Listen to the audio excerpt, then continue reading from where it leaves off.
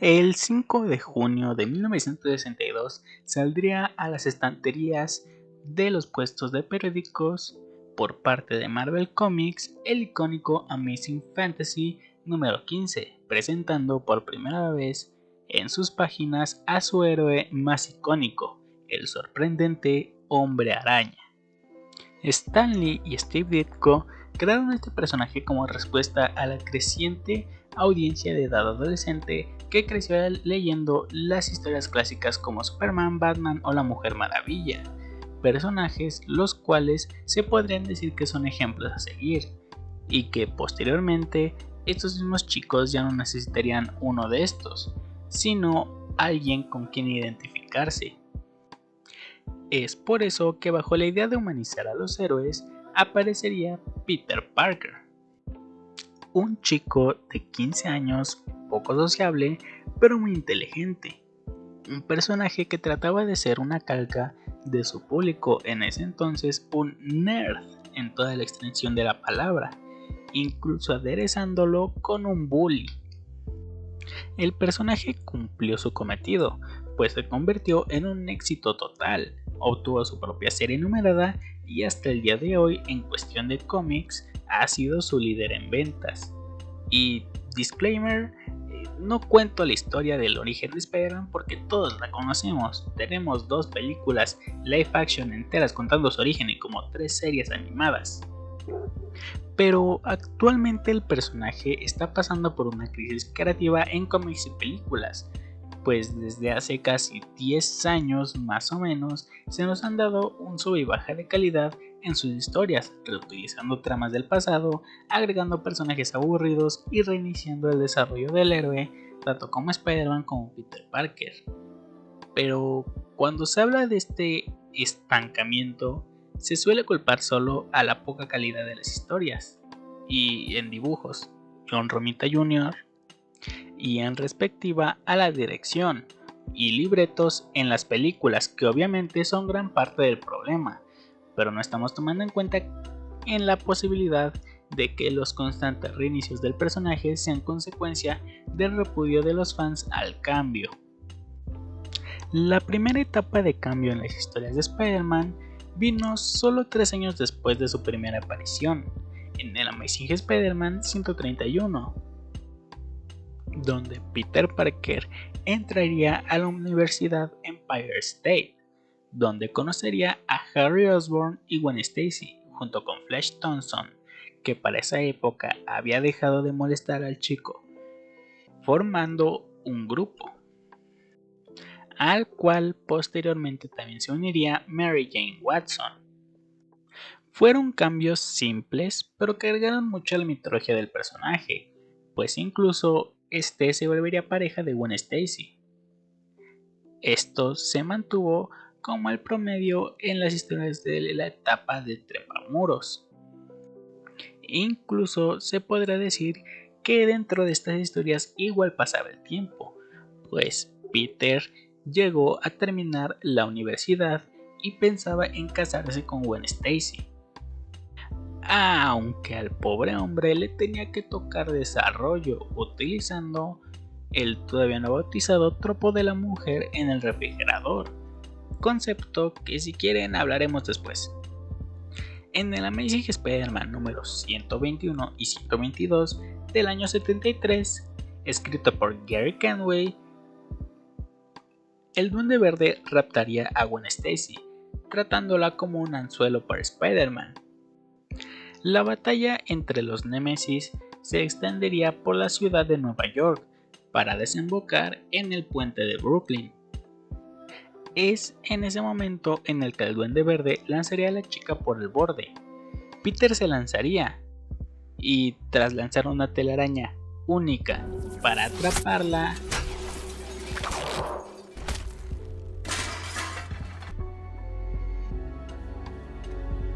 no puedo hacerlo de ti.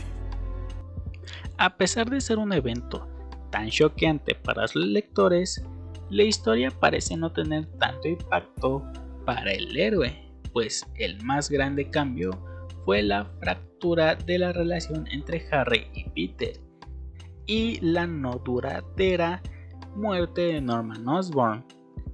Esto pues sería por una serie de conflictos entre escritores y dibujantes. Pues cuando Stan Lee creó a la chica, él tenía planeado volverla la esposa de Peter Parker, aunque a Steve Ditko no le agradaba mucho el personaje ni la idea de que fuera el verdadero amor de Peter Parker. Es por eso que en sus primeras apariciones, Ditko la dibujaba con unos rasgos... Bueno, es cuando ambos creadores dejaron el proyecto y fueron reemplazados por el dibujante Gil Kane y el escritor Gary Conway, que este último pensaba igual que Steve Ditko, y fue así como decidió acabar con Gwen. Pero otra vez me estoy desviando del tema principal. En general, lo que tiene que ver con la vida amorosa de Peter Parker, a pesar de ser cómics súper icónicos, no marcan diferencias muy grandes en comparación a las siguientes etapas, aunque si bien la boda de Peter Parker marcó la etapa de madurez total del personaje, etapa que no es muy querida porque la gente está obsesionada con un Peter Parker joven y aniñado. Pero la saga de Ben Reilly, en la que Peter Parker fue reconocido como un clon creado por el Chacal, y Ben Reilly, quien supuestamente era inicialmente el clon, resultaba ser el Peter Parker original, cosa que resulta ser bastante confusa, cosa por la cual los fans no entendieron mucho la historia y por la cual fracasó. Pero posteriormente todo esto fue dejado de lado. Pero mientras todo esto sí era real, Peter aprovechó para retirarse con MJ a una vida normal, mientras Ben actuaba como héroe, como Scarlet Spider, o más bien el Spider-Man principal, porque ya no era Scarlet Spider. Peter regresaría un poco antes del reinicio de Onslaught y un supuesto rapto de su hijo por parte de Norman Osborn. Historia que tendría dentro un divorcio entre Peter y MJ y la desaparición del niño, pues la historia nunca fue terminada. Es aquí donde se comienzan a ver los estragos de la falta de creatividad en las historias del cabeza de red, pues en el momento en el que el público no aceptó el cambio de Ben Reilly y Peter Parker como Spider-Man y clon de Spider-Man, fue cuando intentaron solucionarlo. Se cruzó por en medio un semi-reinicio de Marvel y una crisis que casi termina con la empresa.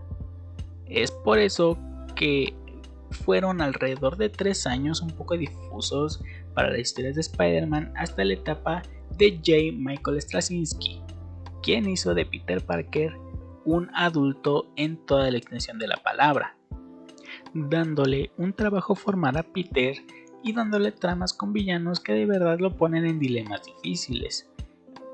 E incluso en los eventos de Civil War, el personaje iba por un buen camino, pues Peter Parker, después de darse de alta en el acta de registro de superhermanos y hacer pública su identidad, y después darse cuenta que el acta de registro era más perjudicial que benéfica, Peter se volvió un fugitivo de la ley, junto con MJ y la tía May, llegando a convertirse en un personaje mucho más oscuro, sobre todo al momento de la etapa de Back in Black, en la que después de que la tía May llegara a dar al hospital a causa del Kingpin, Peter decide reutilizar su traje negro de tela, simbolizando su etapa más oscura, el infame One More Day y One Moment in Time, cómics secuelas de Back in Black, en el que Peter sacrifica toda su relación con MJ y sus recuerdos con ella por salvar a la tía May, dándole un reinicio total al personaje. El ya conocido Mephistazo y One Moment in Time, mostrando las consecuencias de este. Nadie sabe quién es Spider-Man, la tía May estaba muy bien de nuevo, Harry Osborn volvió a ser el mejor amigo de Peter y este tenía un nuevo interés amoroso, Carly Cooper, regresando a Peter al mismo status quo de siempre y regresando a la personalidad aniñada de Peter, haciendo ver al personaje como un adolescente de 28 años. Es en esta siguiente etapa en la que se muestra a los reunentes el cambio que pueden ser los fans de Spider-Man. Digamos que fue una etapa superior. En Superior Spider-Man, el Dr. Octopus, quien estaba desahuciado, roba el cuerpo de Peter Parker e inspirado por los valores del héroe, decide continuar con su legado, a su propia manera. La historia no estaba destinada a convertirse en un nuevo status quo para el personaje, pues se dejaron rastros de que Peter Parker volvería en algún momento, pero sí estaba destinada a durar al menos 2 años más de lo que duró. Pero gracias a las quejas de los fans, sí, después de años de historias repetitivas, por fin se nos dio una historia diferente. Los fans decidieron que preferían a las mismas historias con tramas repetitivas. Como a la gente no le gustó el Superior Spider-Man, se nos regresó a Peter Parker antes de tiempo, cruzando este regreso con otro reinicio de Marvel, el de All New, All Different, dándole a Peter una compañía de electrónica, convirtiéndolo en una especie de Iron Man versión superhéroe, con Spider Armor y toda la cosa. Etapa que si bien proponía algo nuevo, el escritor no era de lo mejor, haciendo que los fans se enfocaran no en quejarse de las malas historias, sino en la etapa en la que estaba pasando, así decidiendo quitarle su empresa, volviendo a Peter Parker a trabajar otra vez en el Bugle y regresando con MJ, dándonos historias tan memorables como Ben Reilly siendo el Chacal, o el Duende Rojo, que esa sí no estaba tan mala, y lo que sea esto. Aunque de unos años para acá las historias del Cabeza de Red comenzaban a mejorar, a pesar del repetitivo día a día de Peter, pero tenía que llegar Spider-Man Beyond. Ben Reilly regresaba como Spider-Man mientras Peter estaba en coma por razones que no vale la pena mencionar. El cómic termina bien. Ben se enemista con Peter otra vez y este parece fortalecer su relación con MJ. Pero Zeb Wells atacó la nación. Zeb Wells hizo que todo el universo Marvel odiara a Peter, casando a MJ con un tipo random con bendiciones y regresando a Peter a la historia ya contada del nerd enamorado de MJ, con un trabajo mal pagado y con una vida miserable. Este último reinicio, por así decirlo, hizo que los fans se dieran cuenta de lo que estaba pasando de verdad con el personaje, pues lo que detestan no son las etapas en las que Peter Parker cambia en sí su status quo, sino que detestan las historias en las que Peter Parker vuelve a pasar otra vez por las mismas historias repetitivas y sin chiste. Siendo que este odio de los fans de Spider-Man por el cambio radical en sus historias básicas también se transportó a las películas, pues después de ver 2 sagas en las que se nos explicó el origen del personaje en los live actions, en su tercer live action dentro del UCM esperaban ver otra vez la misma historia. Es por eso que no entendieron que la historia de Tom Holland como Spider-Man no trataba de un Spider-Man que maduraba a través de la responsabilidad, sino a través de superar un legado de su maestro. Sí, algo así como los fans de Star Wars. ¿Puede pasar? Sí, lo que sea. Siempre y cuando mantengan la misma trama que en las primeras 3 cintas y no cambien nada. Quiero sorpresas, pero obvio, solo las que estoy esperando. Pues Spider-Man Homecoming trata de Peter separándose del legado de Iron Man, rechazando ser su aprendiz de cierta forma como parte de los Vengadores. En Far From Home de superar el legado de Tony, aceptando como parte de su historia este último. Y aunque cambiaron toda la historia de No Way Home, estoy seguro de que trataría de Peter generando su propio legado. Pero actualmente el hecho de que los fans hayan caído en la cuenta de que el status quo al que han tenido Spider-Man durante años se está volviendo cansino, servirá para que comencemos a exigir historias de más calidad. O tal vez algún día darnos historias como las del Peter Parker de Life Story o de Renew Your Vows. Yo fui el host y conmigo será hasta la próxima.